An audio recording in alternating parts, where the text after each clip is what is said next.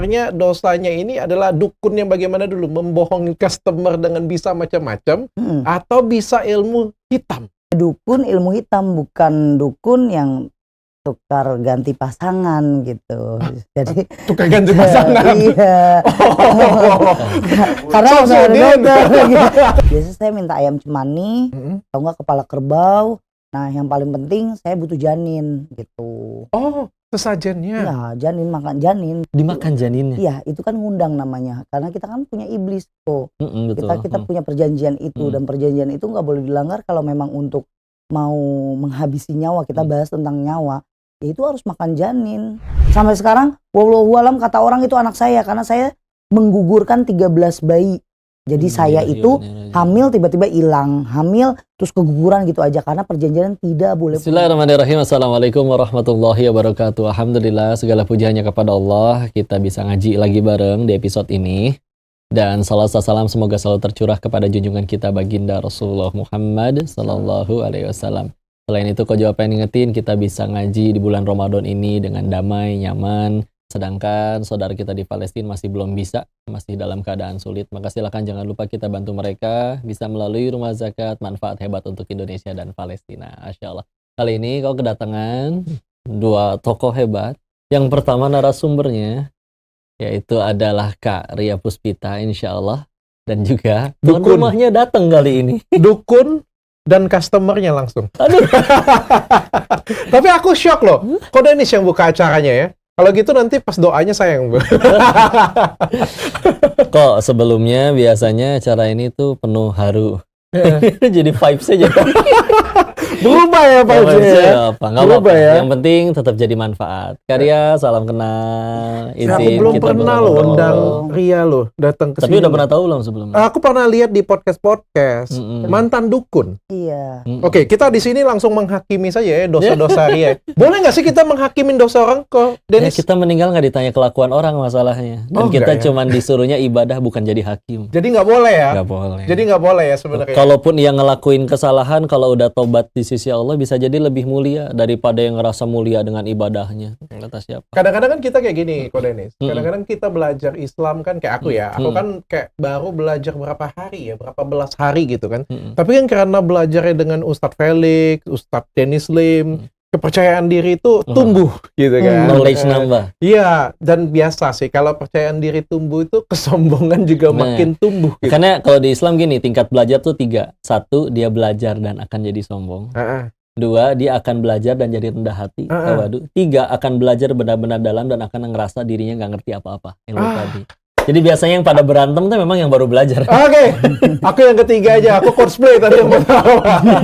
Aku yang ketiga, makin rendah hati harusnya. Jadi kalau kita belajar harusnya makin rendah hati, tidak boleh menghakimi orang. Betul ya, Ko Dennis ya? Iya, malah jadi kebaikan buat orang. Oke, di depan kita ini ada Ria SW ya, benar ya? Mbak Ria Puspita. Ria SW itu yang mana ya? Itu lain lagi food blogger ya. Masa bingung SW ya. Gak apa-apa Mbak, status WhatsApp jadi saya datangkan ke sini itu memang cuma untuk memeriahkan acara aja. Tapi Mbak Ria Puspita ini adalah mantan dukun. Ya Dulunya dukun. Dulu dokter. Oke, saya pengen tanya ini. Jadi sebenarnya dosanya ini adalah dukun yang bagaimana dulu? Membohongi customer dengan bisa macam-macam, atau bisa ilmu hitam? Dokter udah jadi dukun ilmu hitam, bukan dukun yang tukar ganti pasangan gitu. Jadi tukar ganti pasangan. Iya. Karena udah ada dokter gitu. Karena ada dokter jadi saya sendiri itu. Ya, di ilmu hitam. Tapi kalau dulu itu saya nggak pernah yang namanya buka praktek yang orang tahu siapa saya, orang apalagi sampai di YouTube gitu ya. Ya, nauzubillah menjali kalau dulu enggak konten. Yang Bapak undang makan di konten. Iya, itu beda itu konten. Kayaknya untuk orang tahu saya mainin hitamnya di dukun santet itu kayak hanya sekian persen. 90%-nya itu orang nggak ada tahu sama sekali. Karena kehidupan saya masih tetap biasa aja dan normal aja gitu di depan mereka ya. Kayak saya tetap layaknya anak muda. Dulu saya memang jujur dokter, saya suka dugem. Saya dukun juga suka dugem ya? Iya kan zaman dulu itu dukunnya cuma untuk ada masalah yang sebenarnya dikaitkan itu bukan untuk cari uang dukunnya itu. Jadi bahkan ada profesi sehari-hari memang ngelakuin Iya. punya kerjaan. Saya, Dulu apa saya profesi? telemarketing dan terus telemarketing. saya telemarketing. Bisa ngedukun juga. Karena kan biar gitu, jadi tek langsung mau orang Oke. tunduk.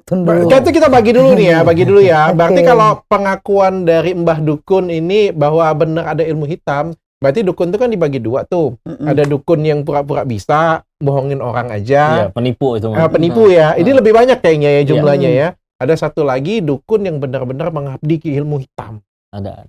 Dan Mbak Ria ini adalah yang benar-benar mengabdi ke ilmu Ya, hitam. saya ngabdi banget dulu. Kenapa Mbak? Sudah hopeless hidup saya, sama bahagia tuh kayaknya udah nggak punya.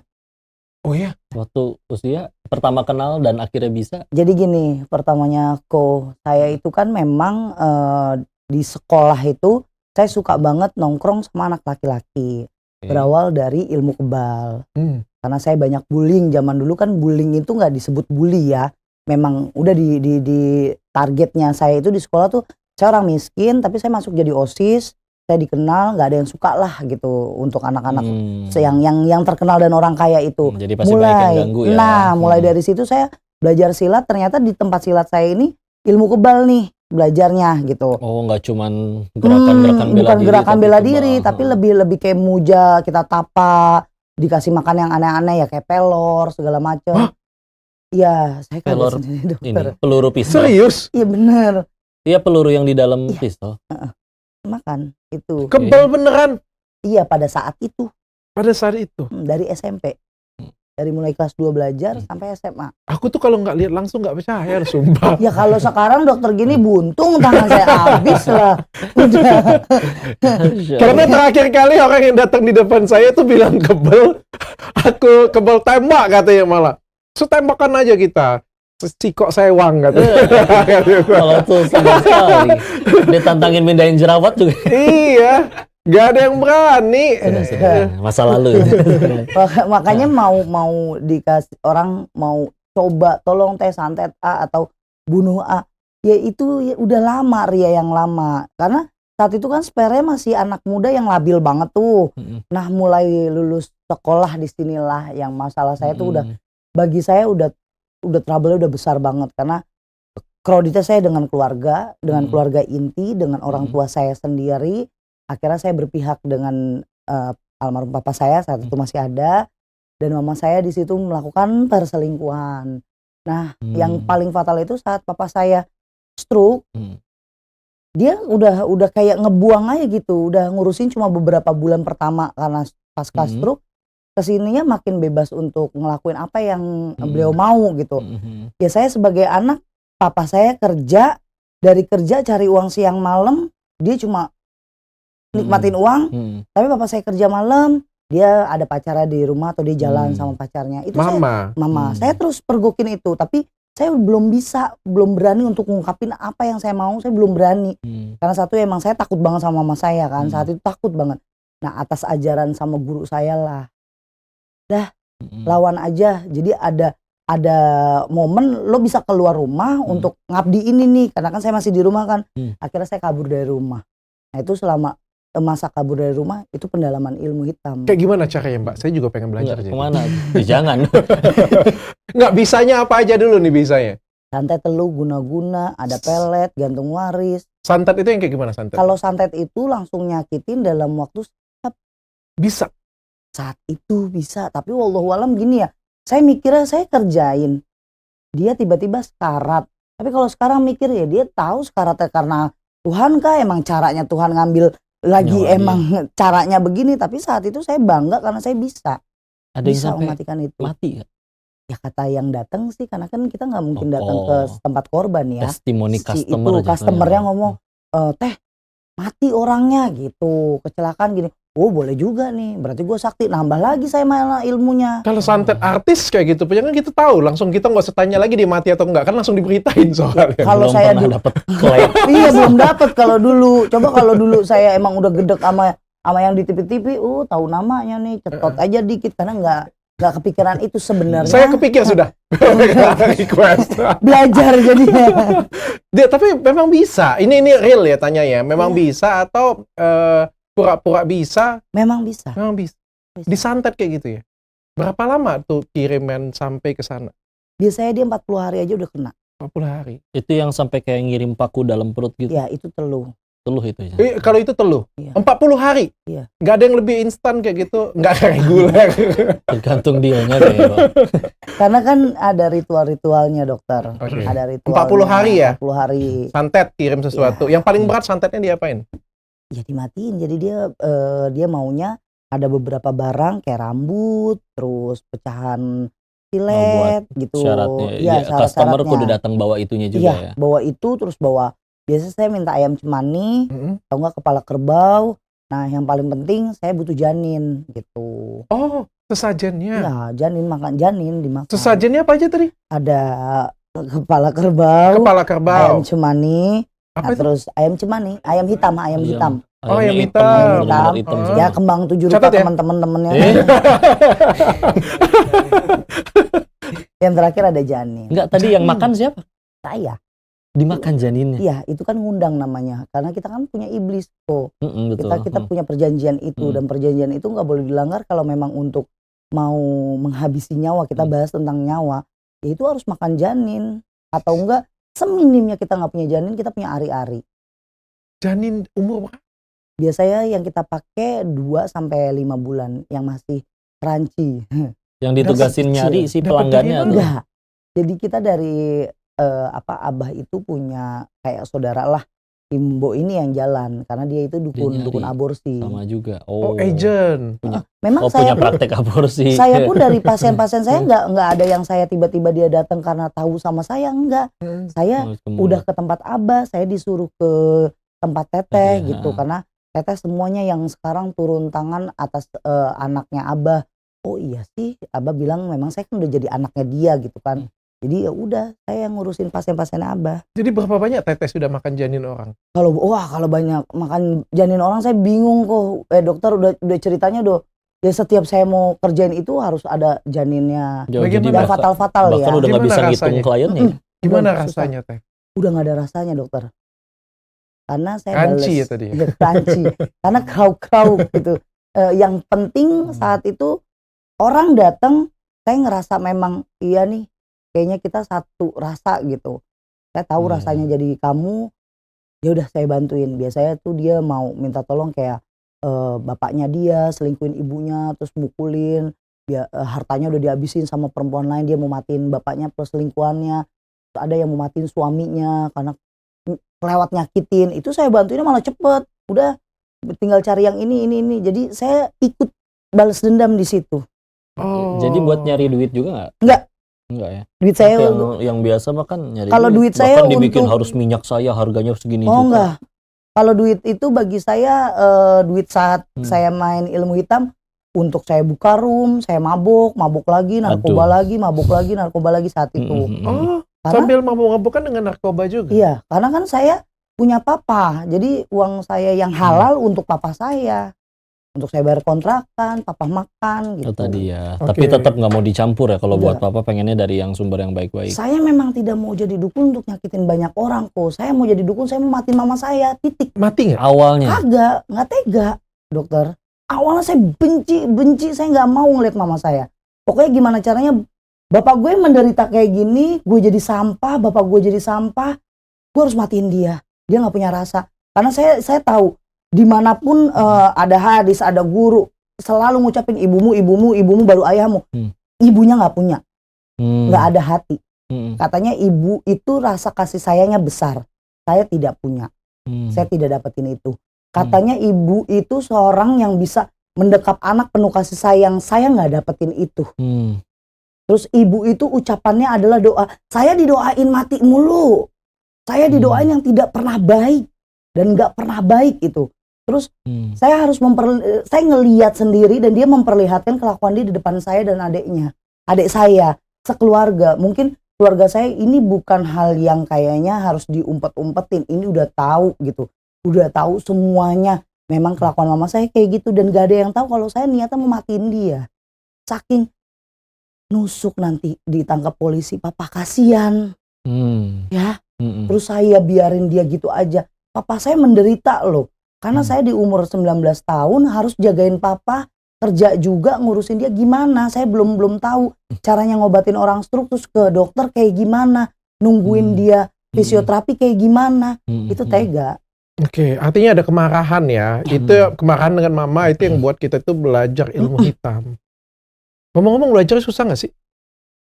Belajarnya enggak sih, karena kan kemelut amarah itu lebih gede dokter dibandingin rasa kadang motivasi yang lain-lain. terkuat. Berapa lama sih kalau belajar? Kalau belajarnya saya berendam aja ada 41 hari khusus untuk berendam. Jadi kalau dikalkulasiin saya dulu itu bisa 5 bulan itu saya nggak pulang ke rumah. Berendam di mana? Di satu telaga. Jadi di rumahnya Abah itu memang ada dikhususkan, dia punya buatan, telaga buatan gitu besar. Nah itu buat untuk anak-anak yang ada mau ilmu hitam, di situ berendamnya. Berendam di situ? Berendam. Jadi selama 41 hari di situ tidak makan, tidak minum, ya udah di situ. 41 hari, kok bisa? Dibantuin Bang Sajin. Dibantu memang. Kan ada ritualnya semuanya dokter. Aku izin disclaimer ya, jelasin ini dari sekaligus edukasi dan untuk ininya. Jadi sebetulnya, iya Bang Sajin itu ada. Dan kalau ada manusia yang bisa ngelakuin sesuatu hal yang luar biasa seperti Teh Ria dulu, pilihannya cuma 2. 1, dibantu Bang Sajin. 2, karomah. Karomah itu datang dari ketakwaan. Dan biasanya bahkan dia nggak tahu kalau dia punya ya apapun itu. Ya. Dan kalau tahu pun nggak akan pengen nunjukin. Takut orang malah jadi mintanya nggak ke Allah tapi ke dia. Itu takwa. Kalau satu lagi dibantu Bang Sajin. Tadi, dia tadi juga dibilang sendiri kan. Dibantu dengan ya iblis. Dengan ya, intinya dia adalah Bang Sajin. Yang tentu dia punya syarat. Kayak misalkan tadi, disuruh ngelakuin yang aneh-aneh. Makan inilah, tumbal inilah, betapa dulu dan apapun. Sama, tapi dengan satu tujuan yang sama. Akhirnya orang kan jadi nggak beriman ke Allah. Nyarinya ke Teria. Terianya sendiri juga akhirnya kan, waktu itu bahkan mungkin sholat pasti malas banget. Nggak boleh. Bahkan nggak boleh tuh, nggak boleh. Nggak boleh kok. Jadi benar-benar ngejauhin, tujuannya Bang Sajin itu satu. Ngejauhin dia dari ketauhidan dari Allah. Dibikin jadi nggak boleh sholat dan yang lain-lain. Dengan akhirnya kan, na'udzubillah jadi jatuh kepada dosa yang disebut syirik itu.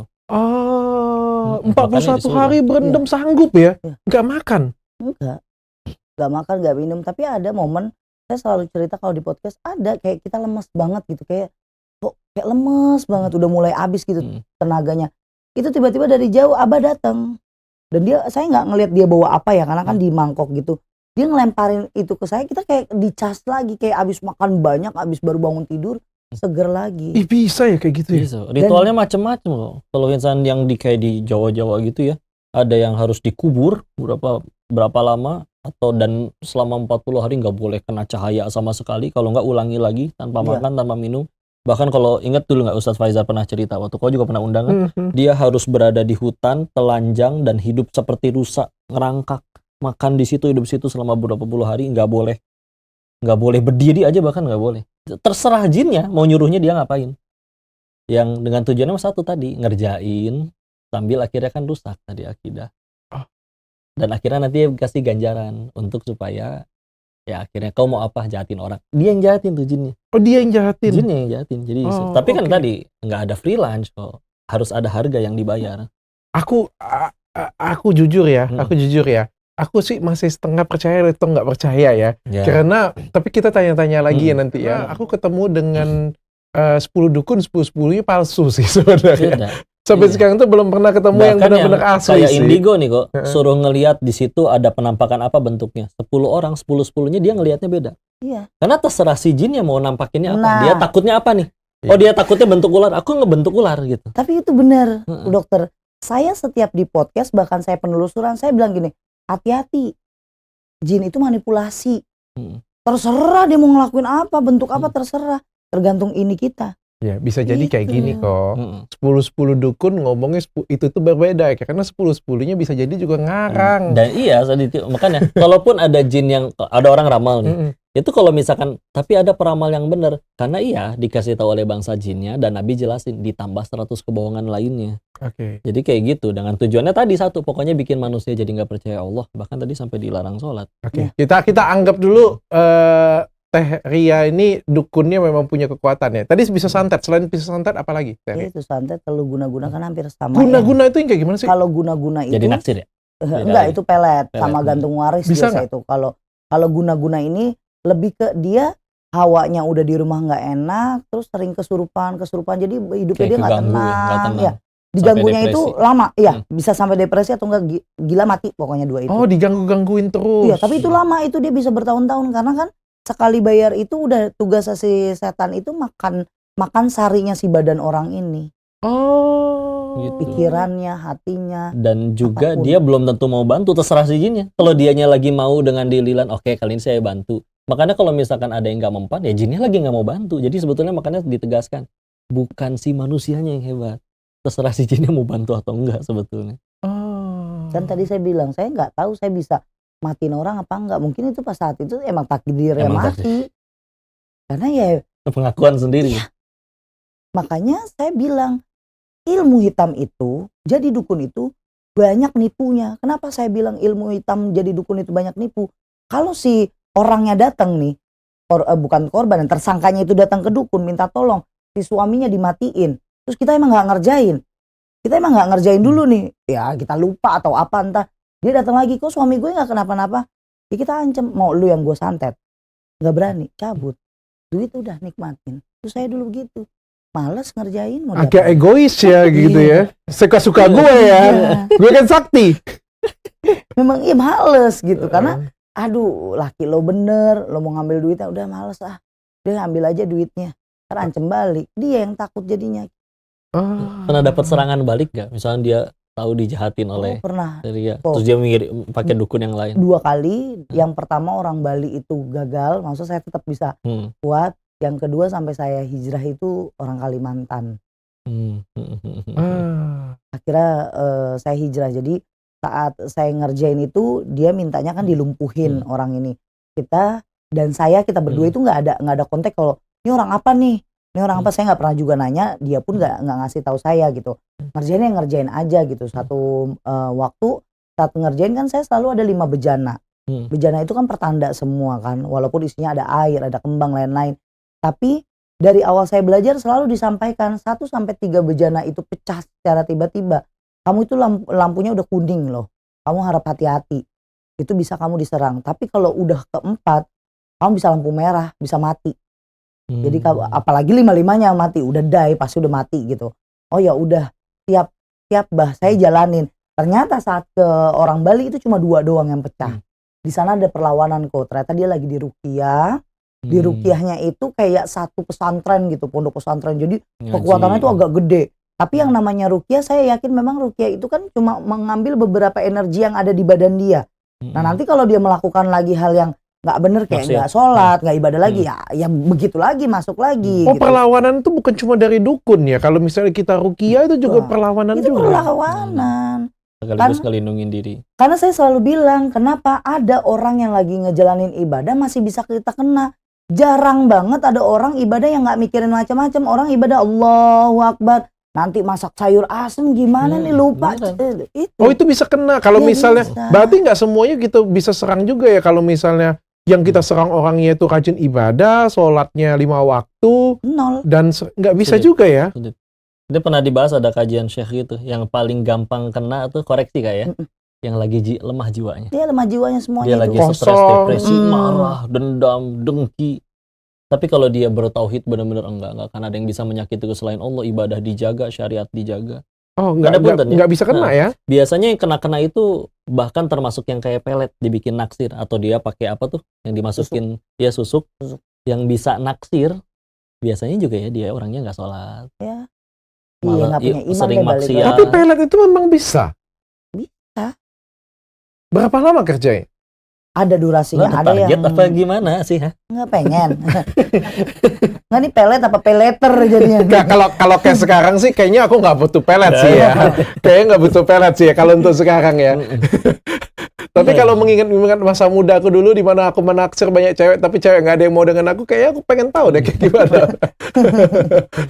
Tapi kan ada kalau pelet. Berapa cuma lama kerjanya pelet itu? paling sebentar itu cuma 2 bulan, itu paling sebentar. 2 bulan pun kan prosesnya banyak. Dia harus cuci muka pakai ini, terus kalau ada orangnya pakai minyak wanginya, atau ada yang pakai sembur rokok, asap rokok, banyak macam-macamnya. Oh, bukan langsung caranya. dari jarak jauh kayak gitu ya. Nah, Misalnya aku kalau- mau setting kode Denis, naksir dengan aku kayak gitu. Enggak yang Pakai gitu foto sebenarnya. itu hanya ada di film itu karena kan instan gitu. Kemakan film azab. Iya, kalau yang kita sebenarnya nggak yang sampai segitu enggak. Oh, Maksudnya jadi peletnya kayak gimana tuh? caranya itu nggak yang seinstan yang ada di TV. Kita tuh pakai ada lama, maksud ada waktunya sampai akhirnya dia kok kepikiran terus sama itu perempuan atau itu laki-laki. Pas ketemu baru bisa diajak komunikasi, deket-deket, tinggalin semuanya, tinggalin keluarganya, tinggalin anak istrinya, ibaratnya kayak gitu. Kecuali susuk. Kalau susuk itu bukan untuk pemikat yang biar dia jatuh cinta nih sama gue, enggak. Nambah Kalau confident ya. orang ngelihat, Masya Allah, aman sih perempuan. Padahal yang lain ngeliat, apa sih? Iya. Biasa aja gitu. Atau Oh, bahkan gitu. ketika diliatin sama orang yang memang dia soleh asli ya, tetap nggak tertarik apa sih? Enggak, biasa aja gitu. Mempan-mempanan jadinya. Terserah jinnya balik lagi. Kadang ya susuk itu atau pelet itu digunakan hanya untuk satu orang, bukan untuk semua orang. Kayak misalnya saya pakai pelet, saya dikhususkan untuk dokter. Yang bisa ngeliat saya cantik atau mukanya enak dilihat itu cuma dokter doang. Oke. Tuh. Enak nggak sih punya kemampuan itu sebenarnya? Enggak. Bukannya enak sih, kayak aku kebayang kayak gini ya. Kalau misalnya kayak nggak tahu ya, kok ya. Ini kita sharing ya. Kalau misalnya kok punya kemampuan kayak X-Men kayak gitu, salah satu kemampuan X-Men, bahagia nggak sih? Mungkin ya kalau misalnya kemampuannya bagus bahagia ya, satu kebanggaan ya. Kalau misalnya punya kemampuan kayak apa ya, aku ngomong kayak Avenger gitu kan. Kan mungkin bahagia kecuali jadi Hulk kali ya. Kemampuan yang paling luar biasa sebetulnya teleport. Iya, tapi kalau Iya, Koko kan? punya kan suatu kebanggaan dan kebahagiaan kan. Kalau udah ngelihat dari sudut pandang agamanya, kalau nggak jadi jalan tambah dekat sama Allah mah tetap rugi. Ya, itu Kalau lihat dari sudut pandang nggak asik ngobrol dengan kode. Tapi memang dokter kalau dibilang bukannya enak. Iya kan, Bukannya enak. aku tuh pengen bukannya cerita enak. kalau misalnya kita punya kekuatan, terus Ah. sebenarnya kan ada kebanggaan dan enak kan, kayak bisa menguasai dunia kayak gitu kan. Iya nggak sih? Saya nggak pernah bahagia. Oh, justru Dokter gini ya, dokter ya bayangin hidup itu deg-degan, hidup itu kayaknya gelisah, hidup tuh kok gua nggak pernah nemuin yang namanya kata orang-orang tuh bahagia gimana, saya nggak pernah. Kenapa deg-degan kenapa? Ya nggak tahu karena kan kita udah nggak punya iman, kita udah Iya. landasnya landas setan. Oh. Kita bahagia itu kalau misalnya lagi di dalam tempat klub, lagi kita mabuk, semu lagi ini, jadinya. terus Pelarian ya. bangun tidur, ya bapak gue harus ke dokter lagi, ini papa gini, udah terus kayak kangen sama orang-orang yang di rumah itu, udah males, udah kayaknya hawa itu udah nggak enak untuk silaturahmi. Bawaannya kemelut yang di hati itu marah, emosional, sensi, udah itu yang setan semua. Jadi nggak ada bahagia. Saya nggak pernah ada bahagia nemuin. sama sekali. Nggak pernah nemuin. Duit saya bisa 40, 50, 80 juta dokter. Tapi saya bayar kontrakan 2 bulan aja nggak mampu. Oh ya?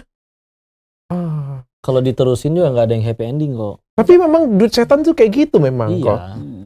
Aku ketemu lagi kan, teman-temanku cerita. Potong dong bagian situ. Teman-temanku cerita, teman-teman yang banyak cerita-cerita kan lagi kumpul kan, teman-teman kayak LC kayak gitu punya. Dapat duit itu banyak kok. Banyak. Lebih banyak daripada gaji manajer. Iya. Ada yang 20 juta, ada yang 40 juta, ada 80 juta, tapi kayak mereka itu setiap bulan tuh kayak hilang kayak gitu aja Iya. duitnya. Kayak dukun kayak gini juga kayak Iya. gitu hilang. Ya, Mereka gampang cari kayak duit setan, panas Setan. duitnya. Makanya yang gua cerita waktu itu kan, kita mikirin nih misalkan siapa berarti yang paling bahagia kan.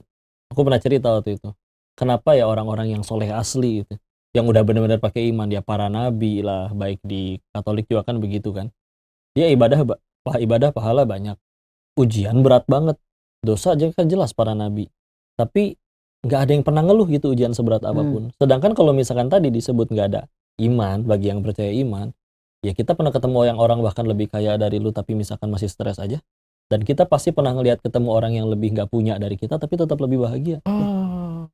Saya nggak dapetin dokter itu. Karena saya butuhnya tuh sebenarnya ya hati kecil saya saat itu saya cuma pengen pengakuan dari mama saya kalau dia salah. Bahkan sampai sekarang pengakuan itu salah dan dia minta maaf sama papa saya saat itu ya. Itu aja Saat sebetulnya. papa saya hidup gitu. Sampai papa saya meninggal dan sampai detik ini saya sudah cerita kemana-mana. Saya cuma kasih video itu, lihat harus bicara seperti apa. Kalau masih ada kelanjutan Ria part 2 juga saya nggak mau.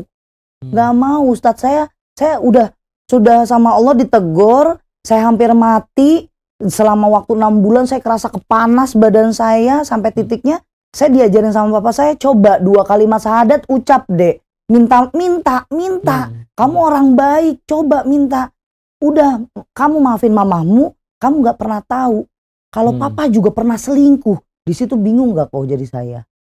Oh, ini gara-gara Ternyata lo berdua tuh sama-sama gitu. ini kan. gara-gara serangan balik yang terakhir Nah, tadi. itu. Kamu sakit dan Sakit. akhirnya jadi kejadian kayak gini. Itu kebakar semuanya. Saya satu rumah yang saya rumah tidur sama saya praktek beda kan. Tempat praktek saya itu udah kebakar karena itu 3 bencana udah mental semuanya. Yang keempat bikin itu jadi kebakar, saya nggak sadarin diri, diselamatin sama satu anak kecil, saya nggak tahu dia sampai sekarang. Wallahu alam kata orang itu anak saya karena saya menggugurkan 13 bayi. Jadi saya itu hamil tiba-tiba hilang, hamil terus keguguran gitu aja karena perjanjian tidak boleh punya anak. Jadi apa yang saya makan janin itu dibayar pakai janin saya sendiri. Sebenarnya itu hukumnya iblis, itu hukumnya jin. Iya kok. Tidak ada timbal balik yang semestinya kayak sekarang saya kerja dengan dokter gaji saya karena tenaga saya dipakai. Kalau sama iblis sama jin nggak ada. Oh, harus ada yang dibayar. Harus ada yang dibayar. Yang pesugihan gitu Itu. bahkan ada yang bunuh anak bungsunya Ya. sendiri ada kok. Banyak. Demi jadi kaya. Banyak kegilaan yang dulu saya lakuin. Sampai kayak temen. Bungsunya dibawa kok, dibunuh sendiri. Iya, itu mau nyata udah gila ya kalau itu sampai harus karena itu kayaknya kekayaan. Kalau saya buat jadi kaya itu. teman biasanya. saya ada yang hamil. Hamil nih. Butuh nikah, mau aborsi di mana, gini. Itu saya ngebantuin. Ya kan saya butuh itunya. Iya, Darahnya buat itu syarat. nanti saya ambil, saya plastikin, nanti saya baru bawa pergi. Kalau buat nanti saya pakai gitu. Saat saya mulai dapat serangan balik dari si orang Kalimantan ini, kenapa Ria percaya banget itu orang Kalimantan tua, kakek-kakek tua, yang mungkin udah keriputnya udah parah, tapi bertato, ada beberapa tempat tato, ini telinganya itu besar sekali, terus dia menyebutkan kalau ini anak suku turunannya, dan saya langsung tanya sama si pasien saya ini yang datang, iya memang dia keturunan dari keluarga Kalimantan Dayak, agak ngedown saya, kayaknya kalah nih gitu. Yang kedua kalinya saya serang lagi, saya dengan nuntut, pokoknya bisa nyerang dia, enggak, saya tetap udah keserang. Kena, jadi 3 bulan pertama itu saya melihat di atas pusaran pala saya ini, 1 jengkal itu api aja. Dan badan ini cuma papa saya ngelihat kayak ada bekas garukan merah, tapi yang saya lihat badan saya kebakar, melepuh. Padahal merah doang, karena kan saya garuk terus panas gitu.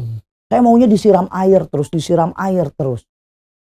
Saat sampai 6 bulan, titiknya 6 bulan, disitulah saya mulai mau ngelurusin apa hati saya yang belok nih. Karena setiap papa saya bacain Al-Muluk, beliau bacain Al-Waqiyah, dia bacain beberapa surah-surah, itu dari ujung kaki saya sampai ke pinggang tuh adem banget.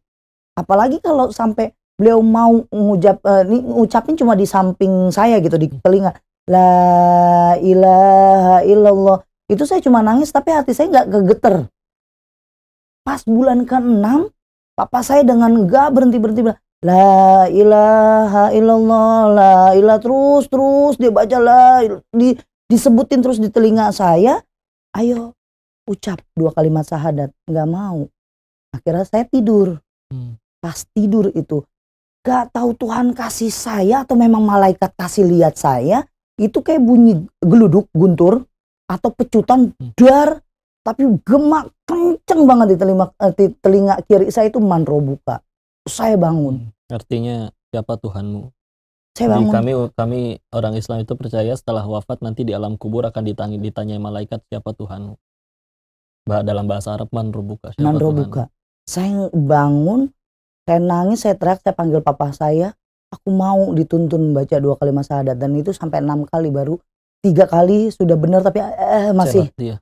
Sama jinnya dibikin susah ngomong. Jadi biasa lancar ngomong tapi di pas ucap kalimat syahadat susah ngomong. Susah banget. Itu udah sampai 6 kali baru bisa saya sujud, saya minta di situ, ya Allah, kalau memang di badan saya bukan punya saya, kembalikan ke yang punya, ya Allah, saya mau pembersihan semuanya, saya mau tobatan nasuha. Di situ saya mau udah minta. Dan ternyata saat itu kan zamannya BBM ya, di zamannya BBM handphone saya ditaruh, setelah udah beberapa menit gitu, ada setengah jam atau 1 jam, saya lihat setelah kejadian itu ternyata istrinya Abah ngabarin kalau Abah meninggal. Jadi saya dua kali masa ada saya ucap, saya sujud minta ampun, Abah kesambar ke sana. Kena. Yang ngajarin tadi. Yang ngajarin saya Pas meninggal. akhirnya ada. Nggak ada. Dan itu Nyai cuma ngomong sama saya, kamu tobat ya. Kenapa nggak kesini aja pulangin semuanya? Saya bilang, saya ikutin papa saya takut mati. Saya takut, karena gini dokter, kalau saya mati bapak saya sama siapa? Saya selalu mikirin itu. Setiap saya lagi perjuangan saya di ilmu hitam itu harus ada ritual yang lama. Saya mengeluarkan uang banyak untuk papa saya biar di Cirebon, jadi nggak sendirian di rumah, ada yang ngurusin gitu. Terus ya saya itu berjuang begini dulu di ilmu hitam. Saya cuma mau ngasih tahu ke mama kayak, Mas sebenarnya gue udah nggak ada kata lain selain kenapa sih nyakitinnya gini banget gitu. Ini sakit banget loh. Karena umur saya itu dari saya SMA saya harus nyaksiin mama saya begitu, tapi saya pura-pura nggak tahu. Di saat saya mengungkapkan apa yang saya rasain, dia nggak terima, ngusir saya dari rumah. Semuanya yang namanya sumpahan udah keluar semuanya. Sampai akhirnya saya bawa bapak saya keluar dari rumah gitu. Dia nggak ada ngelihat bapak saya makin parah, makin hidup susah aja. Nggak ada rasa di sininya tuh nggak ada. Ko Denis, terlepas dari ada atau tidak ilmu hitam kayak gitu punya ya. Kalau misalnya kita berguru dengan ilmu hitam, jadi dukun kayak gitu punya. Hukumnya apa sih dalam agama Islam? Itu udah, bergurunya dulu ya. Beriman kepada selain Allah udah dosa tertinggi. Dosa tertinggi. Terus kalau misalnya kayak Mbak Ria ini sudah tobat misalnya. Makanya ya alhamdulillah Allahnya la yaghfiru dzunuba illa jami'a, Allah mengampuni seluruh dosa asal tadi ditobati. Bisa tetap diterima oleh Tuhan. Selagi nyawa belum nyampe kerongkongan, janji dari Rasul kita, dari Allahnya juga, maka tobat masih diterima. Satu hal, kalau misalkan Allah udah nggak suka dan nggak pengen ngampunin manusia ini, Allah punya kuasa matiin siapapun. Berarti artinya masih dikasih kesempatan ya? Asal tadi limitnya sebelum nyawa sampai kerongkongan. Oh, berarti kita sebagai umat manusia selagi kita masih bernafas, apapun dosa kita, sebesar apapun kesalahan kita, selagi kita benar-benar mau bertobat dan benar-benar dengan sepenuh hati itu bisa. Kembali. Apapun dosa kita. Apapun. Mau itu pelacur, mau itu dukun, mau itu jual narkoba, Allah mengampuni seluruh dosa. Bandar judi. Benar. Qul ya ibadiyalladzina asrafu ala anfusihim la taqnatu min rahmatillah. Wahai hamba-hambaku yang melampaui batas, jangan kamu berputus asa atas rahmat Allah. Diperintah. Jangan kamu sekali-kali berputus asa. Iya, dosa manusia luas, tapi ampunan Allah jauh lebih luas. Innallaha yaghfiru dzunuba jami'a. Sesungguhnya Allah mengampuni segala dosa. Benar-benar semuanya. Asal tadi mau batasnya, limitnya sebelum wafat, udah sampai itu aja. Oh, berarti selagi kita masih dikasih sesuatu, masih belum diangkat nyawa kita, berarti kita masih dikasih kesempatan oleh Tuhan untuk bertaubat. Kan enaknya kalau ke manusia kan kita berbuat 1000 kebaikan bisa hilang karena satu salah ya. Iya. Mereka lupa. Kalau ke Allah kita punya 1000 kesalahan, ada satu aja kebaikan kita yang Allah terima, Allah punya kuasa ngampunin sisanya. Kalau misalnya orang yang datang, ya kan pasti lebih banyak lagi nih ya dibandingkan dengan dukunnya ya. Pasiennya yang datang, itu hukumnya apa? Sama, syirik juga. Katanya sholatnya nggak diterima berapa hari sih? Orang bahkan dilarang sholat. 40 hari ya? Dilarang sholat. Kalau kita ke dukun itu berapa hari sih? 40 hari ya? Nggak diterima ya? Allahu alam ya. Allahu alam. Tapi karena itu pembatal keimanan kok. Ibarat gini, lu kalau pengen ibadah dan diterima kan syaratnya tadi mengimani. Ini imannya udah batal. Jadi ibarat lu udah kayak bahasa Kofelik mah, lu nggak punya akun. Gimana lu mau ngelakuin apapun nggak jadi kebaikan gitu. Ini terbatas hanya untuk dukun atau kayak kalau di adat Tionghoa kayak gitu kan ada yang namanya apa itu namanya? Bukan kertas-kertas yang kayak gitu punya. Ada lagi ciamsi gini lu. Kertas-kertas yang taruh di depan rumah. Apa sih namanya itu? Di Islam juga ada tuh, kadang dukunnya suruh nyuruh taruh di ujung-ujung tulisan atau di Cina kayak gitu tanah. punya, taruh di bawah bantal itu. Sama kita berarti juga ada. hitungannya sama juga ke dukun juga. Termasuk beriman, bicara tauhid itu nggak cukup meyakini Allah cuma satu, Tuhan cuma satu, tapi termasuk dia bahkan udah nggak percaya. Jangan foto 3an nanti yang tengah mati duluan. Enggak, yang motoge bakal mati demi Allah. Beneran. Kejatuhan cicak nanti bakal sial. Kejatuhan cicak 4 RW juga nggak akan sial. Tapi aku jatuh dari motor setelah kejatuhan cicak. Jadi penggugur dosa. Oh, berarti percaya yang tahayul seperti itu juga Termasuk sebenarnya dilarang. syirik juga. Termasuk dilarang, nggak boleh. Foto bertiga nanti Zodiak. tengahnya ada yang mati. Iya, nggak boleh. Zodiak. Mati, rezeki, apa semua dari Allah. Kita ngeyakinin ada sesuatu yang selain dari Allah, itu termasuk kesyirikan. Walaupun nanti ada yang syirik besar, syirik kecil. Berarti kalau misalnya kita yang kayak tadi, yang tahayul tadi, itu juga sebenarnya kencing di bawah pohon, misalnya kayak gitu. Termasuk. Punten ya, kita ke tempat yang kata orang serem terus kita ketakutan di situ juga nggak boleh. Bersatu seluruh jinnya ingin mencelakai dia, Allah nggak kasih izin, nggak akan kenapa-napa itu orang. Tapi tujuan saya kan, oh dia takutnya apa nih? Oh dia takutnya bentuk pocong. Aku bentuk pocong takut. Jadi kalau kayak gini kok, kalau misalnya kita mimpi nih ya, paling banyak nih ya, yang mimpi di rumah saya gitu ya, mimpi ketimpaan, terus bangun, terus kita pikir, wah ini aku diikutin nih kayaknya nih penunggu rumah nih. Itu juga nggak boleh dong berarti? Bisa diganggu. Kalau misalkan menyadari, oh aku diganggu, tapi terus akhirnya berdoa, minta perlindungan lagi kepada Allah, itu masih aman. Tapi kalau nyampe akhirnya minta tapi mempercayain, maksudnya itu mempercayain sampai panggil orang untuk ngusir. Kalau percaya jin ada, terus akhirnya manggil orang pun istilahnya ustadz yang dia datang untuk ruqyah secara syar'i, itu masih nggak apa-apa. Oke. Yang nggak boleh tuh tadi, kita akhirnya jadi mempercaya ada selain Allah. Ya kan sama kayak ini, maksudku kan kalau foto bertiga nggak boleh ditentik di tengah mati kan itu tahayul kan? Sih nggak boleh. Kalau kayak mimpi itu kan sebenarnya juga tahayul kan, sebenarnya belum tentu juga diikutin. Belum tentu, bisa jadi cuma bunga tidur. Iya bisa jadi cuma bunga tidur, tapi dia percaya kayak gitu. Kalau dia diikutin itu juga berarti kan nggak boleh juga, berarti kan syirik juga kan. Kalau ia diikutin pun Allah nggak izinin dia kenapa-napa, nggak akan kenapa-napa. Jadi tenang, orang punya iman tuh, punya tauhid. Mau apa sih lu?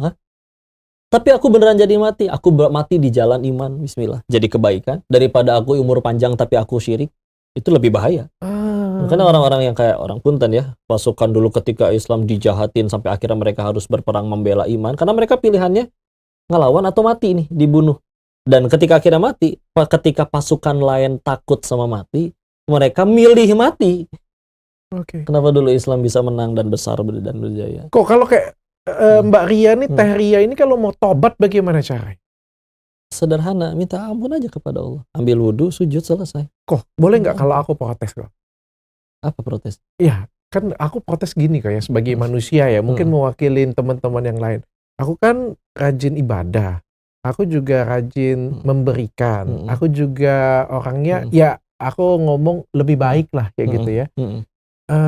Masa sih Mbak Ria dengan semua kejahatan yang dilakukannya kan jahat banget tuh, makan janin, menyembah ini, dengan satu pertobatan dia masa sama dengan aku, atau bisa jadi dia lebih baik dari aku.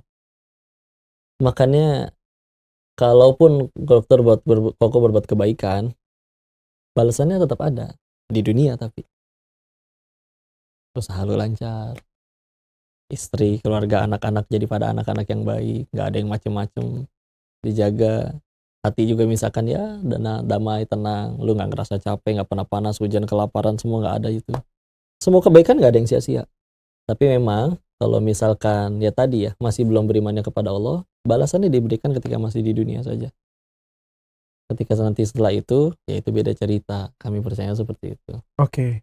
Tapi dengan satu pertobatan saja itu sudah cukup. Tapi bicara pertobatan itu tidak semudah yang kadang dibayangkan kok. Ada yang harus izin kok ya. Waktu gua cerita tobat kan, gua kan pulang dari sana masih bawa ratusan juta, walaupun tinggal ratusan juta. Tapi kan sampai yang bahasa orangnya mah ya dimiskinkan oleh Allahnya itu bener dong. Gue sampai jualan kaos kaki di emperan kok. Ustadz Denny Slim jual kaos kaki di emperan. Di trotoar, di CFD. Di CFD di trotoar. Gue jadi kurir, ngetok-ketokin pintu orang, nganterin paket, sempat jadi kurir. Mulai lagi dari nol sehabis-habisnya. Bahkan gue marah waktu itu. Mana katanya tobat hijrah, dibikin miskin, malah gue percuma nih longgeng sujud. Malah dibikin susah dulu ya. Dulunya gue ngerasa itu adalah gue dikhianatin, tapi enggak, pertolongan, sisa uang haram gue jadi nggak ada yang kemakan. Dan akhirnya kemelekatan terhadap hartanya itu lepas. Ibarat lu tiap hari makan enak, tapi kalau setahun penuh makan enak bosan kan?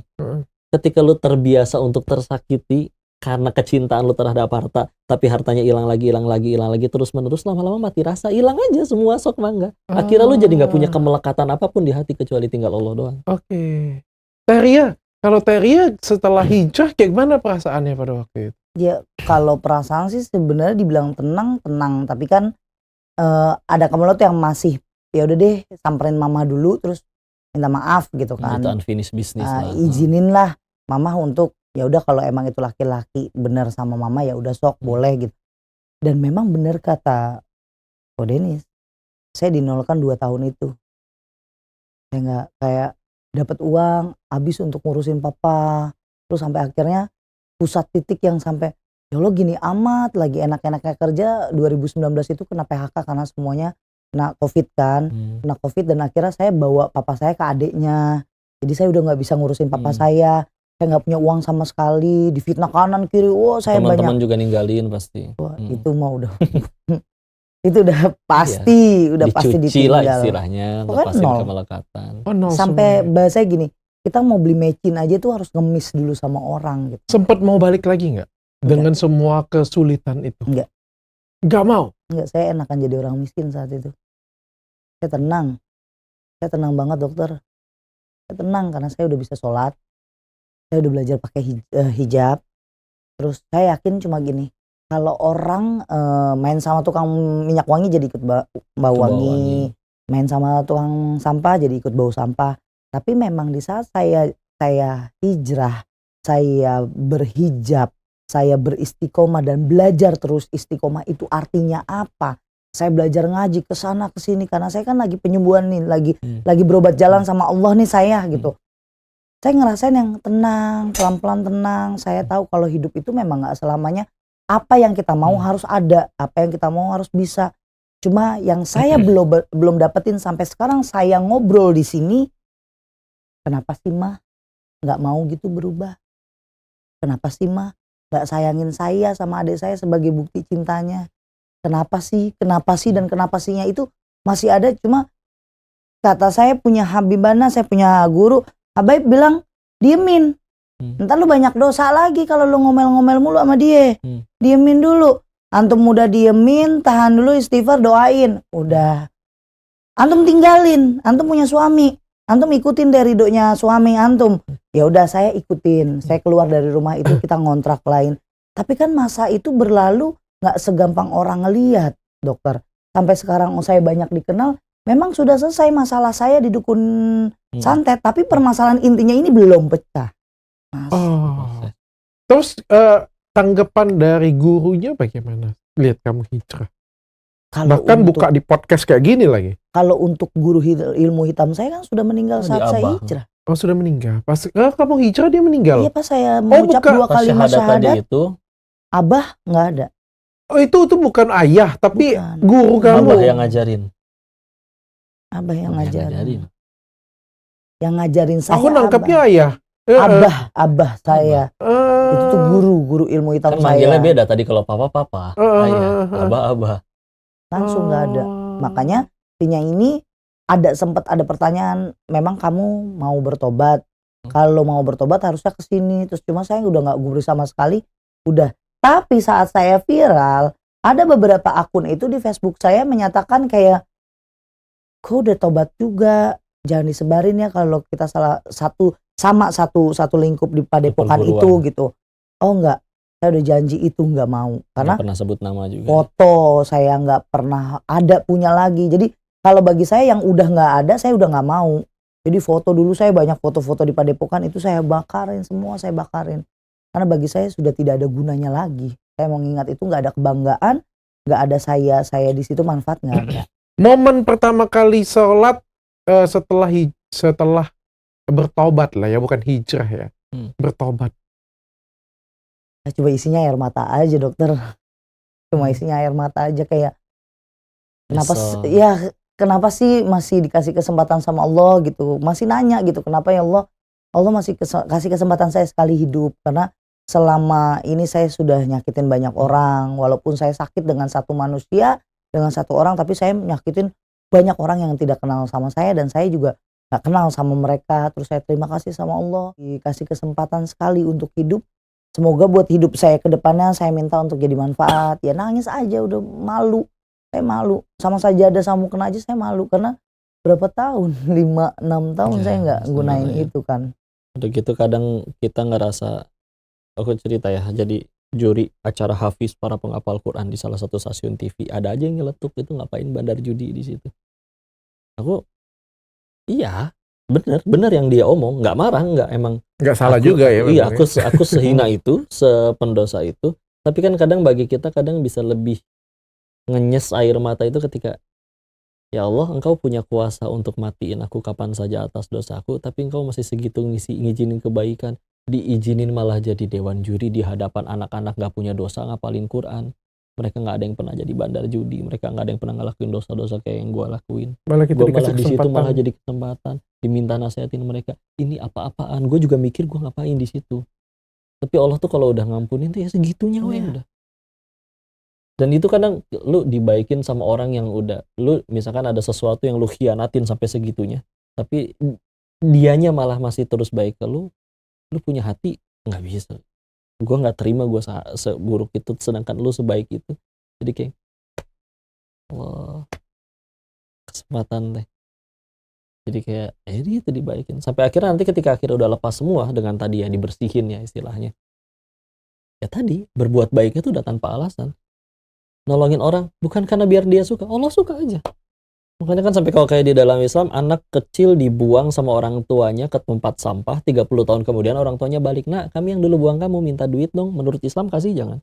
Kasih. Loh orang tuanya jahat, sederhana. Aku berbuat baik bukan supaya orang tua suka, Allah suka. Udah, sesederhana itu kalau udah lepas segala-galanya. Makanya lihat para nabi kalau lu di zaman dulu sekolah kan Katolik, mereka tuh dijahatin sama umatnya kan. Ya, Yesus kayak gituin, tapi apakah ngambek? Malah balas baik ke mereka. Sampai kiri kanan balas ke kiri Karena kan kita udah diajarinnya. mengharapkan sesuatu itu bukan dengan manusianya, tapi Iya, dengan udah ke situ. Itu udah tingkat bahagia paling tinggi, lu nggak akan bisa dikecewain oleh siapapun lagi. Oke. Karena bahagianya udah dari situ. Hmm. Udah nggak dari nomila dan lain-lain. Itulah. Ya Allah. Tantangan setelah hijrah. Tantangan setelah hijrah balik lagi ke masalah yang awal, bagaimana tetap berpura-pura baik-baik saja di dalam rumah. Terus karena Ayah dengan ibu kayak gimana? kalau papa udah almarhum dan tahun ini haul ketiga. Oke. Sakit ya. Papa memang kan di Iya, usia iya, dari rumah sakit itu ya, stroke kena stroke diabetes. Jadi kalau saya 1 tahun kemarin memang masih satu rumah sama mama. Pokoknya saya cinta dan saya sayang banget. Saya pengen nangis kalau ngomongin itu. Sayang banget dokter. Dengan mama. Saya nggak Terlepas mau apapun. sebenarnya gini. Simple saya. Kenapa saya tidak mengizinkan laki-laki itu deket sama mama saya? Dokter, saya juga nggak mau ibu saya diterkam sama orang lain, dihabiskan hartanya sama orang lain. Saya menjaga ibu saya, tapi kalau ibu saya terlena dengan laki-laki itu, saya mau jaga gimana? Dianya aja nggak terima sama omongan saya. Saya cuma takut mama saya diapa-apain sama orang. Tapi sebenarnya kamu sayang banget. Iya, masih nggak ridho ya. Sampai detik ini, saya pernah bilang sama mama saya, bahkan semua keluarga saya tahu. Biarin cukup saya menghina mama saya yang marahin mama saya yang menjelek-jelekan mama saya. Tapi ada di luar sana ada orang yang hina mama saya, lawannya saya. Karena mereka nggak pernah disakitin sama mama saya. Mama saya cukup saya yang nyakitin. Dan saya yang menyakitin mama saya. Bukan mama saya yang menyakiti saya, biarin saya yang nyakitin mama saya. Hubungan dengan mama sekarang bagaimana? Tidak baik-baik aja sebenarnya. Tapi saya selalu bilang hubungan baik karena untuk ke cucu, jadi ke anak saya. Kenapa kalau dibilang tidak baik-baik aja saat saya sudah dikenal banyak orang, saya melihat egonya mama saya timbul lagi. Karena mama saya ini punya watak yang subhanallah cakep banget nih. Wataknya cakep banget, sama uang tuh dewa banget. Uang itu dewanya dia. Pokoknya mama saya seperti itulah. Saya punya malah mau nyingkirin saya dengan suami saya. Suruh saya pisah sama suami. Biar nanti kalau lu dapat bayaran apa lu dapat duit biar ke gua aja gitu. Saya bilang jangan mikirin uangnya. Ini cucu lu gimana kalau bapak sama emaknya pisah? Gue gimana? Gue nggak mau anak gue kayak gue ngeliat emak bapak gue pisah. Kok orang tua bukan ngedoain anak udah dapat berkah, anak lagi bahagia, lagi senang-senangnya, lagi damai-damai, adem ayem, lagi bahagia. Saya dapat giftnya banyak banget kok. Dari saya nggak pernah bisa punya anak, saya nikah dengan suami saya punya anak. Dulu saya punya mantan suami KDRT, tukang mukulin, bandar narkoba, udah semua bandar dan dia komplit. Nah yang ini benar-benar menjadikan saya ratunya dia gitu. Mencintai saya benar-benar tulus banget. Terus saya punya mertua yang definisi mertua yang diidamkan para netizen TikTok. Wah mertua yang begini, saya punya semuanya. Kenapa kok ibu kandung saya hanya mau menyingkirkan itu demi dia biar dapat uang saya? Itu yang sampai sekarang saya lagi gimana sih kok caranya?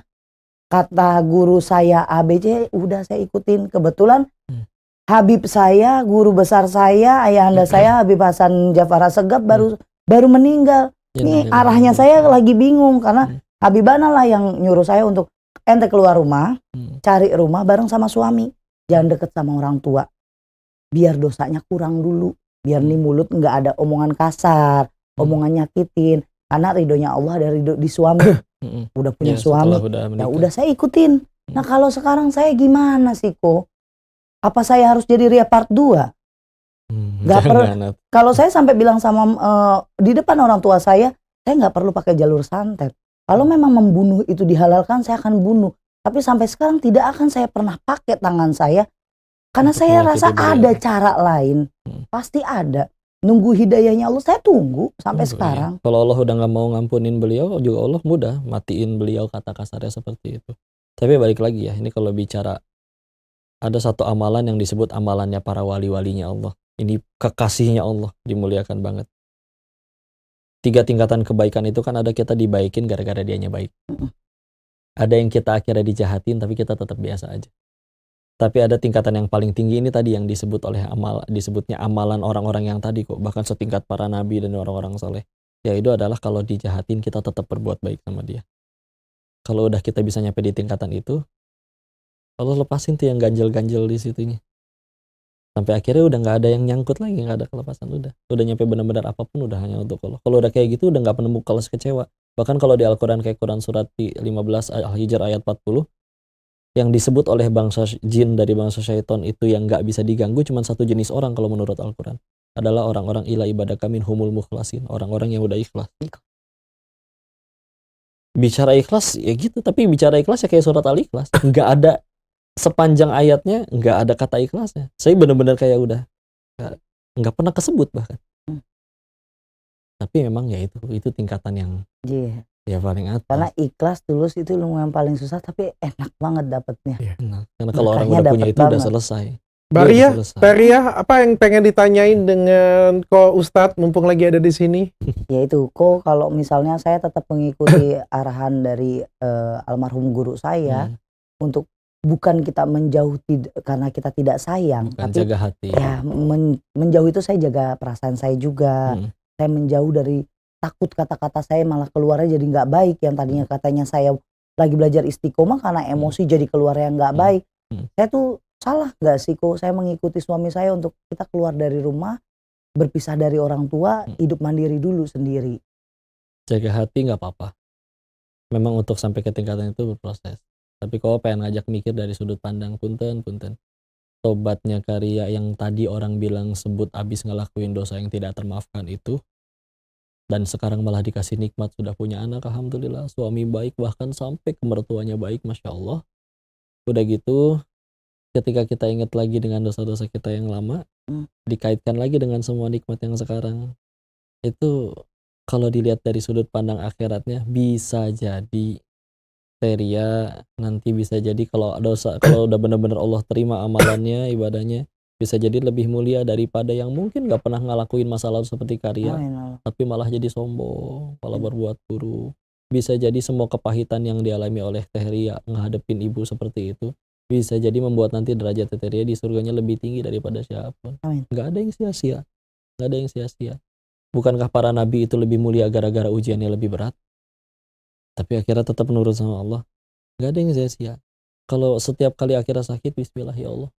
Hamba tahu hamba banyak dosanya. Hamba tahu ibadah hamba kurang. Tapi kalau dengan disakitin seperti ini engkau jadi ridho kepada hamba, emang enggak, silakan ya Allah. Saya mau diapain aja. Nah hamba tahu gimana ceritanya. Tobat sekian tahun, dosa berapa lama. Bisa ngapusin itu semua, saya juga sadar diri ya Allah. Tapi kalau ini bisa gugurin dosa-dosa saya pengen pulang kembali tanpa ada dosa. Kalau memang ini fasilitas darimu, bismillah, gak apa-apa. berserah gitu ya, ya. berserah ya. Itu udah tingkatan berserah, udah nggak ada apa lagi. Gitu lah. Kayak menjalankan apa yang dikasih Tuhan lah ke kita.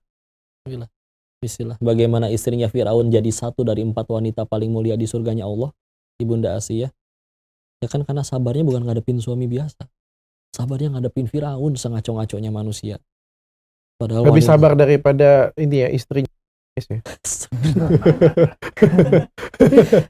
Gitu ya. Soalnya katanya kan istri paling sabar dengan bercanda kok. Masya Allah. Ko Denis, Maria terakhir nih ya, kita doain Iya. karena dari acaranya disuruh doain Mbak Ria. Mudah-mudahan Masya jadi Allah. lebih ikhlas dengan mamanya juga. Iya. Dijauhkan walaupun sudah hijrah ya, sudah Alhamdulillah. tobat dari dunia perdukunan. Mudah-mudahan bisa menemukan dunia yang lebih baik lagi. Pasti ya di jalan Amin, Tuhan, ya jalan Allah. Ya. Sebelum doa dan muhasabah izin ya, kalau pengen ngetin. Jadi kalaupun di luar sana ada yang bermasalah dengan ya kayak mohon maaf diganggu sihir, dukun, jin atau apapun itu, ibarat gini, rumah itu kalau sampai ada tikus sama kecoa itu karena ada sampahnya Pak. Kotor. Ya. Gimana caranya? Mungkin kita bisa pakai semprotan anti serangga, tapi kalau masih ada sampahnya dia datang lagi. Jadi cari paling baiknya gimana? Bersihin itu rumah sampai tikus sama kecoa nggak mau datang lagi. Ya. Jadi kalau misalnya kayak ada yang diganggu apa segala macam, bersihin itu dalam dirinya dulu. Ya dengki lah, ya dendam lah, ya marah. Karena punten dari sudut pandang itunya, justru itu cara ya tadi bangsa jin atau sihir-sihir. Lepasin Itu semuanya. justru pintu masuknya dari situ. Lepasin semuanya. Lepasin Dendam, kebencian, iri, dengki, buang Mm-mm. semuanya dan ikut doa Masya bersama Allah. Ko Denis hari ini. Masya Allah. Izin ya. A'udzubillahi minasyaitonirrajim. Bismillahirrahmanirrahim. Allahumma shalli ala sayyidina wa habibina wa syafiina wa maulana Muhammad. Wassalim radhiyallahu tabaraktahu ta'ala an kulli sahabati rasulillahi ajma'in. Bismillahirrahmanirrahim. Hamdan syakirin, hamdan na'imin, hamdan yuafi ni'amahu wa yukafi mazidah. Rabbana lakal hamdu kama yanbaghi li jalali wajhikal karim wa 'azimi sultanik. Allahumma shalli ala Muhammad wa ala ali Muhammad. La ilaha illa anta subhanaka inni kuntu minadh dhalimin. Allahumma ighfir lil muslimina wal muslimat wal mu'minina wal mu'minat al ahya'i minhum wal amwat. Allahumma ighfir lana wa li walidina warhamhum kama rabbawna shighara. Ya muqallibal qulub tsabbit qulubana ala dinik. Allahumma a'inna ala dzikrika wa syukrika wa husni ibadatik. Ya Allah, ini kami hamba-Mu yang datang kepadamu membawa dosa-dosa kami, ya Allah. Dosa yang layak untuk Kau hukum kami dengan maut, ya Allah. Namun Engkau juga yang masih memberi kami kesempatan, memberi kami umur. Engkau tahu kami ini manusia yang seperti apa. Ketika sendirian melakukan apa saja. Tapi jangankan menghukum kami, Engkau bahkan tidak membuka aib-aib kami di hadapan orang-orang, ya Allah. Kami masih dipuji orang, kami masih dikagumi orang, kami masih didengarkan oleh orang-orang. Engkau yang menutupi kesalahan kami, ya Allah. Maka di tempat ini kami mohon, ya Allah, lepaskan segala apapun yang ada di hati kami kecuali hanya Engkau saja, ya Allah. Jadikan hati kami ikhlas, lillahi ta'ala berbuat apapun hanya untuk-Mu, ya Allah. Anugerahkan kami hidayah kepada sisa usia kami agar hanya mengejar diri-Mu saja, ya Allah. Juga anugerahkan hidayah kepada orang-orang yang kami sayang, ya Allah, yang mungkin pernah kami saling menyakiti, tapi biar bagaimanapun Engkau yang takdirkan kami sebagai keluarga, ya Allah. Izinkan kami punya hati yang bisa berbuat baik kepada mereka, ya Allah. Kami takut pulang ke hadapan-Mu dalam keadaan masih ada dosa, ya Allah. Karena sekecil apapun dosa sanggup untuk membuat kami tersiksa jika tidak kami taubati, ya Allah. Kami mohon sayangi kedua orang tua kami. Allahumma ighfir lana wa li walidina warhamhum kama rabbawna shighara. Ya Allah, muliakan dan ampuni kedua dosa orang tua kami. Dan sayangi mereka sebagaimana kami disayang oleh-Mu, ya Allah. Ya Allah, sayangi mereka, ya Allah. Meskipun kami pernah sakit pada mereka, tapi kami tolong. Engkau yang maha penyayang. Bolak-balikan hatinya, ya Allah. Hanya Engkau yang menggenggam hatinya. Kami tidak sanggup melakukan apapun jika tanpa ditolong oleh-Mu, ya Allah. Ampuni kesalahan kami yang dulu pernah tersesat, ya Allah. Kami takut, kami malu, kami menyesal. Ampuni kesalahan kami, jangan Kau biarkan kami wafat dalam keadaan tobat kami belum Kau terima, ya Allah. Jangan Kau biarkan kami wafat dalam keadaan dosa-dosa kami belum Kau ampuni, ya Allah. Bagaimana kami sanggup pulang ke hadapan-Mu jika kami belum bertobat kepadamu, ya Allah. Bagaimana kami sanggup pulang ke hadapan-Mu dalam keadaan Kau belum ampuni dosa kami. Takutku, ya Allah. Jangan Kau biarkan kami tergelincir kepada kemaksiatan yang sama, ya Allah. Jadikan sisa usia kami sisa usia yang hanya mengejar ridho-Mu saja, ya Allah. Dan izinkan kami kelak bisa berkumpul di surga-Mu dengan orang-orang yang sayangi kedua orang tua kami, ya Allah. Terlepas bagaimanapun mereka, Engkau yang takdirkan mereka jadi orang tua kami, ya Allah. Sayangi mereka, muliakan mereka, angkat tinggi derajatnya, hapus dosa-dosanya, terima amal solihnya. Engkau pemilik mereka, ya Allah. Kepada siapa lagi kami memohon jika tidak kepada-Mu, ya Allah. Kepadamu kami memohon, ya Allah.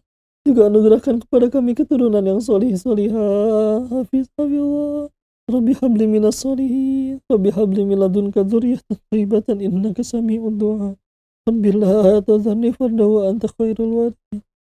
Rabbi ij'alni muqimas shalah wa min dzurriyyati rabbana wa taqabbal du'a. Allahumma inna nas'aluka ridhaka wal jannah wa na'udzubika min sakhatika wan nar. Allahumma inna nas'aluka husnul khatimah wa na'udzubika min su'il khatimah. Anugerahkan kami wafat yang baik, husnul khatimah. Jauhkanlah kami wafat dalam keadaan bermaksiat, ya Allah. Rabbana atina fid dunya hasanah wa fil akhirati hasanah wa qina adzabannar. Subhana rabbika rabbil izzati amma yasifun. Wassalamun alal mursalin. Walhamdulillahi rabbil alamin. Makasih Teria, Richard juga terima kasih udah nemenin di sini. Alhamdulillah. Kita cuma bisa berharap dokter. Mudah-mudahan dilapangkan ya, nggak ada yang sia-sia semua kepahitannya, dan mudah-mudahan yang nonton semuanya dapat manfaat dari acara ini, karena acara ini baru sukses justru kalau jadi kebaikan bagi yang nonton, bukan ketika sekedar hanya banyak jumlah penontonnya saja. Dan jangan lupa kalau ingetin sekali lagi, yuk bantu saudara-saudara kita di Palestina ya. Salurkan terus melalui rumah zakat, jadi manfaat hebat untuk Indonesia dan Palestina. Dan mudah-mudahan ini jadi momen baik kita untuk yuk mulai detik ini hanya Allah aja di hati. Insya Allah hidup jadi lebih enak, lebih lapang. Semoga bermanfaat. Terima kasih Teria, Kak Rica. Makasih. Sama-sama dokter. Teria, tapi terakhir masih ada kemampuan apa yang tersisa? Ngeramal bisa? Cuma nggak mau. Oh, Kalau bisa di tapi. publish ya. Oke, matikan kamera, ramal saya. Assalamualaikum warahmatullahi wabarakatuh.